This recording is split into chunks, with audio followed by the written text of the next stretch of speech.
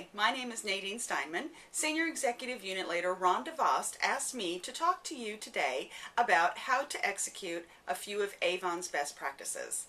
The first one that we're going to discuss at this point is how to get 50 names on the customer list at the time of appointment. So, when you get to the page where they open up the book and it has the area where they're going to fill out the 50 names, you're going to take the contract on your side, and you have a pen that you'll hand to her and a pen that you'll have for yourself. You have her identification and you're going to start filling out the contract. At that time, before you fill out the contract, you want to say to her something like, well, I know you know 200 or 300 people, so writing down 50 names will be very easy for you. Just take you a couple of minutes. Why don't you go ahead and write down the first name of everybody you can think of. If you get stuck, just grab your cell phone and take a look at your cell phone, and you'll probably add quite a few more names that you forgot. So go ahead and do that while I fill out the contract. You're going to turn around and you're going to fill out the contract, and you're going to be very quiet. Do not say a word. Do not ask her for her social security number or anything while she's doing this, because you don't want her to lose her train of thought. So she's going to be working on this, and you're going to be working on the contract. You can write things down very slowly, but just stay very, very busy.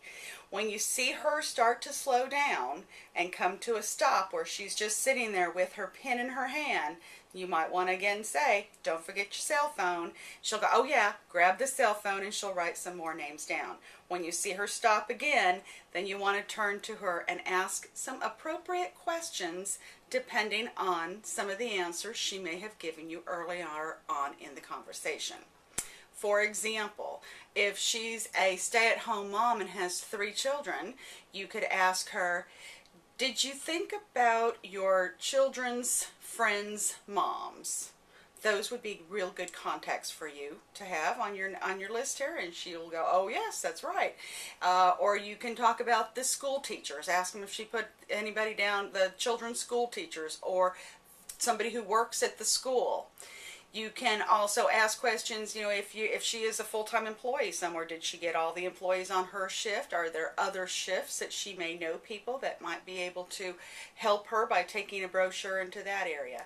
Ask her questions like, who does your hair? How many women work at that beauty salon? Do you know their names?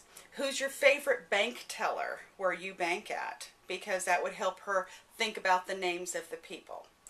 When you continue to do this, you will find you will get up to 50 names very rapidly.